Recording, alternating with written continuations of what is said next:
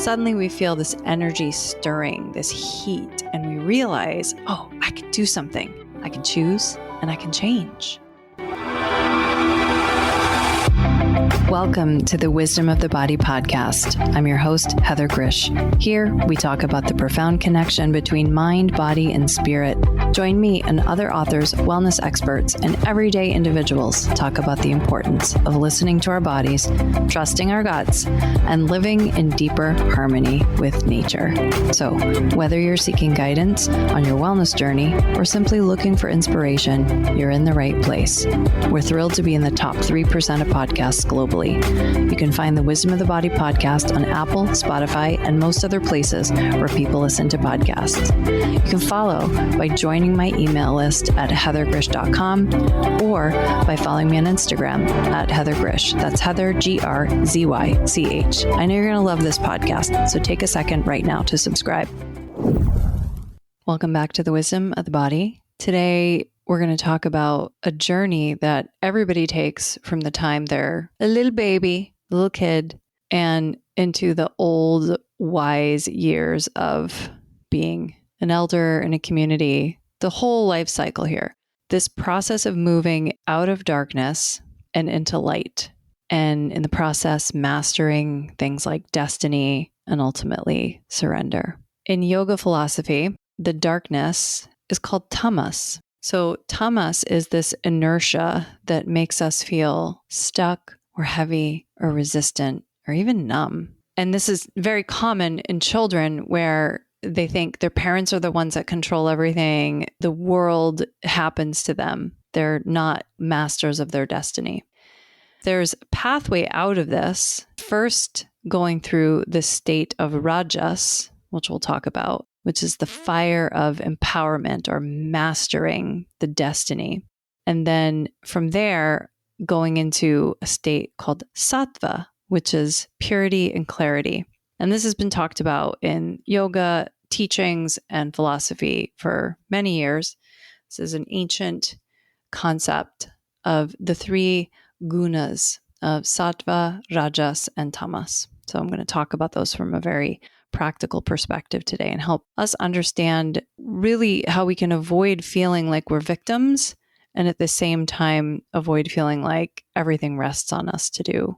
So we'll talk about this on two levels, what it means for us as individuals and what it means for groups and communities and even societies. So let's take a breath. And let's begin. We're going to start with this individual journey. So first, I just want to explain the concepts to you. So if you're a yoga teacher or if you've studied yoga, if you've read any yoga texts, then you may have heard about sattva, rajas, and tamas. And tamas, or you might hear somebody say, oh, somebody's in a tamasic state. The individual who is in a tamasic state does not know when they're in it. So from the inside, it just feels like reality. It's just like life is happening to me. And we feel powerless. We blame others for the way things are.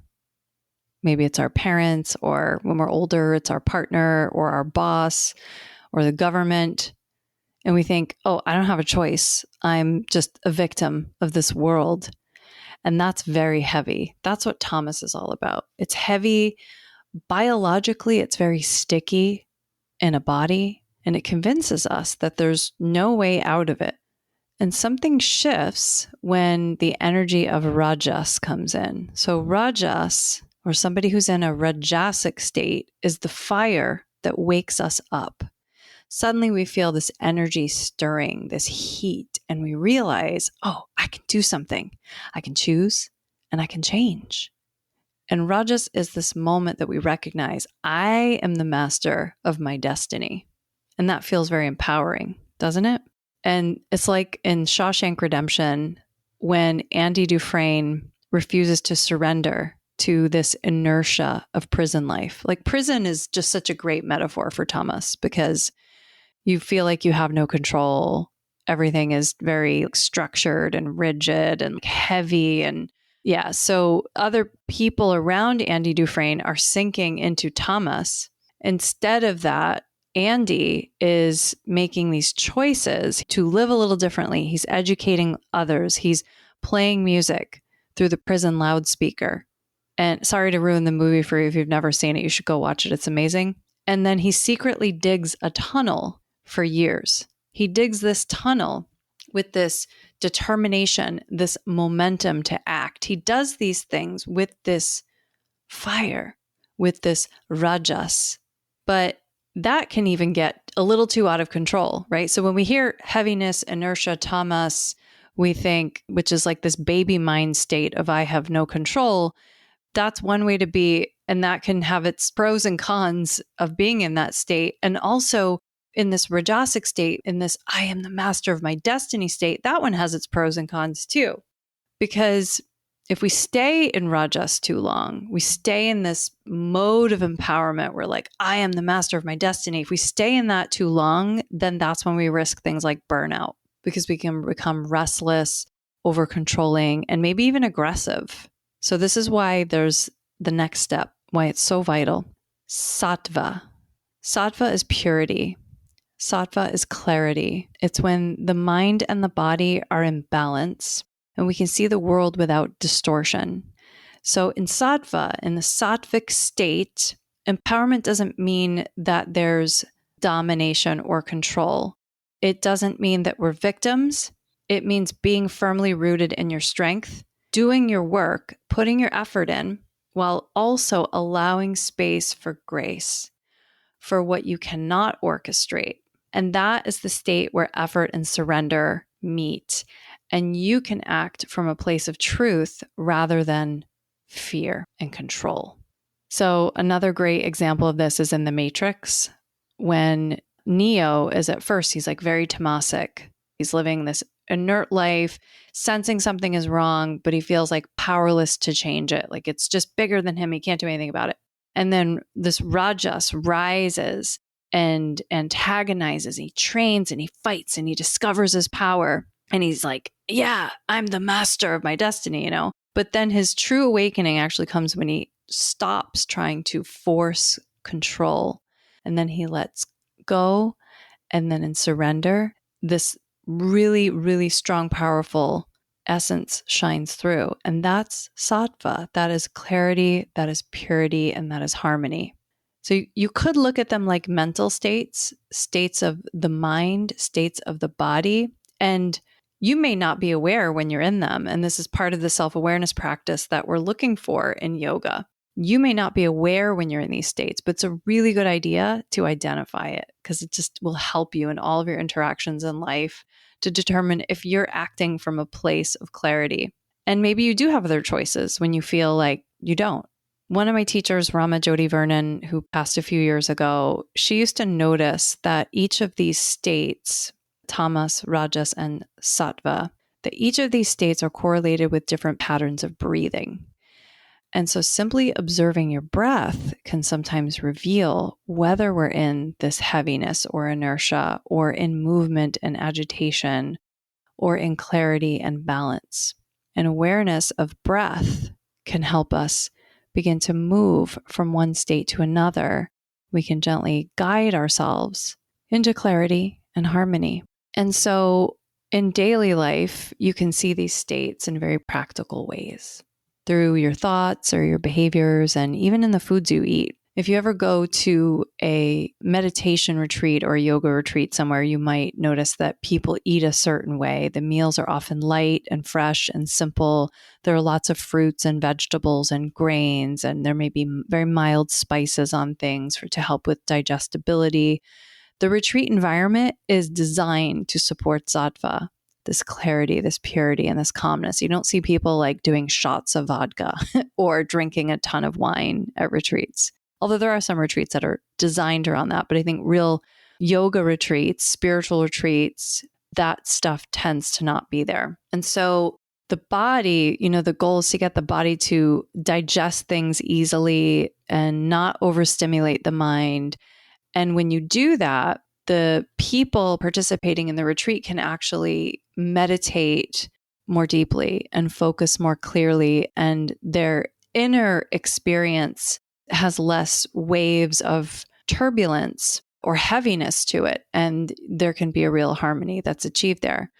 So even without consciously thinking about it, the food and the environment and the daily rhythms of a retreat will naturally guide someone from tamas or rajas into sattva. And you can notice the same principle in your own life and how you live at home. When you eat fresh and simple meals, your mind often feels clearer or more present. Some people notice this when they fast, that they'll feel that, as opposed to when you eat like very heavy or rich or very overly stimulating foods.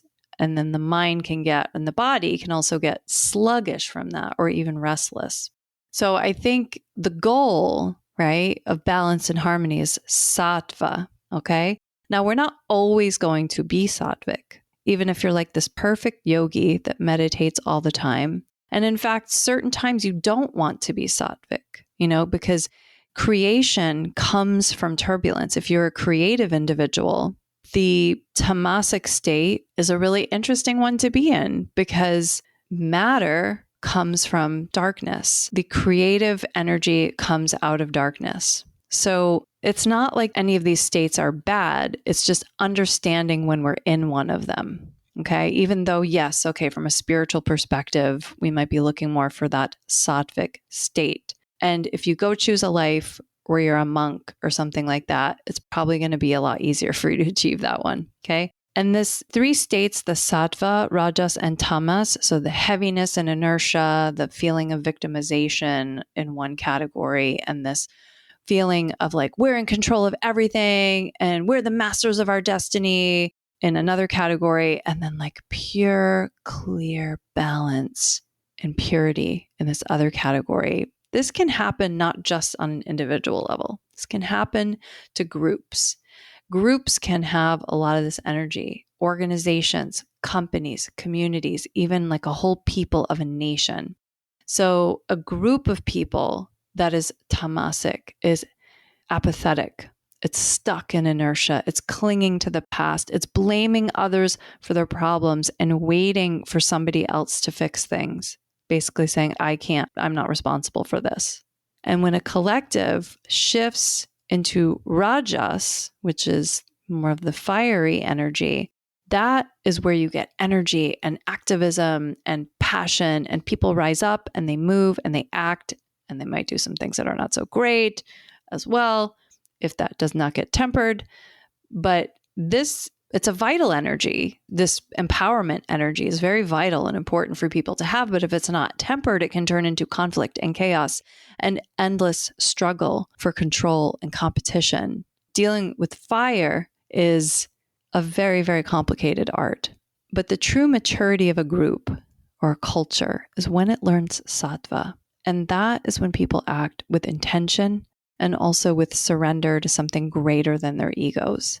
So at the collective level, sattva is purity and clarity and action. It's when a community is not clouded by blame and confusion or agitation, but it moves with harmony and wisdom and purity and generosity.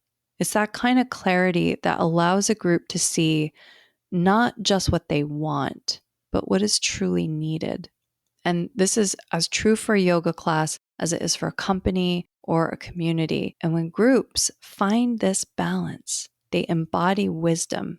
They become resilient, creative, and aligned. So understanding when you yourself are in a sattvic state, a tamasic state, or a rajasic state, or maybe even a group that you're part of, because we do influence each other. Like increases like. And I know, when I was growing up, my parents were always lecturing me about the people I hung out with and said it's very important. Well, yes, who you hang out with will influence you, your attitudes, your energy, and the way that you feel in relationship to the world. So whether you're personally in a season of inertia or you're part of a group trying to find its way, especially right now when there's so much at stake, remember this arc of the journey. Tamas, the tamasic state, it says, life happens to me. I'm a victim. I don't have control. And then Rajas says, I am the master of my destiny. I control it all. And then Sattva says, I see clearly. I act with purity and balance. I put in my effort and I trust the greater flow. So it's not control or surrender. It is both effort and control and surrender. So that is the goal. That is the goal in the yoga pose. That is the goal in life. And this cycle of empowerment, in this cycle, it's the highest form of empowerment is not domination. It's not control. It's this higher state, and it's knowing where we are. It's knowing in which of these states we are. So take one more deep breath with me. Inhale. Exhale. And allow yourself to rest in that space between control and surrender with awareness. So thank you so much for joining me today on the Wisdom of the Body. And if you think somebody else needs to hear this, please share with them. Till next time. Thank you for dropping in today. Don't forget to subscribe and give us a rating. To learn more about the topics shared on this podcast, visit heathergrzych.com. That's Heather, GRZYCH.com. And meet me here next time on the Wisdom of the Body.